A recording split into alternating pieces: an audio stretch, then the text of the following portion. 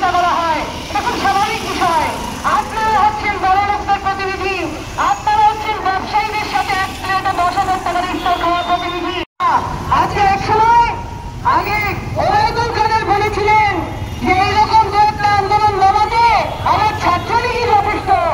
আজকে কোথায় সেই ছাত্রলীগ? আজকে যদি কেউ মত রেলিয়ে দিয়ে সরকারের বিরুদ্ধে যে কোনো কথা হলেই সেটাকে শত্রু মনে করে আপনারা যদি সেটাকে ধ্বংস করতে চান, নিজেদের ধ্বংস তার মধ্যে থেকে ডেকে আনছেন কিনা সেইটা একটু ভাবা দরকার বন্ধুগণ। আজকে আমরা বলতে চাই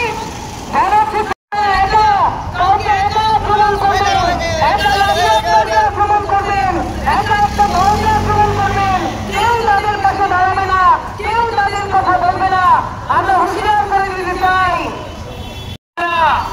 সব জায়গায় মব ভায়োলেন্স করলে হবে না। ওই রকম মবের বিরুদ্ধে কিভাবে দাঁড়াতে হয় এটা জনগণের রাজনীতি যারা করে তাদের জানা বলতেই চাইবেন। জনমানুষের অংশগ্রহণকে, জনমানুষের নেতৃত্বকে সামনে আসতে দিলে আপনাদের এই ভোকাবাদী ভাওতাবাদী সেগুলি তো প্রকাশিত হয়ে যাবে। ফলে এই ব্যবসায়ী শ্রেণীর হাত থেকে ক্ষমতা জনমানুষের হাতে নিয়ে আসতে হবে। ওই সরকারকে আজকে বাধ্য করতে হবে চালের দাম কমাতে, ধর্ষণের বিচার করতে।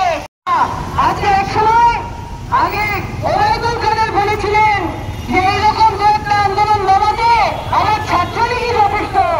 আজকে কোথায় সেই ছাত্রলীগ? আজকে যদি কেউ মত রেলিয়ে দিয়ে সরকারের বিরুদ্ধে যে কোনো কথা হলেই সেটাকে শত্রু মনে করে আপনারা যদি সেটাকে ধ্বংস করতে চান, নিজেদের ধ্বংস তার মধ্যে থেকে ডেকে আনছেন কিনা সেইটা একটু ভাবা দরকার বন্ধুগণ। আজকে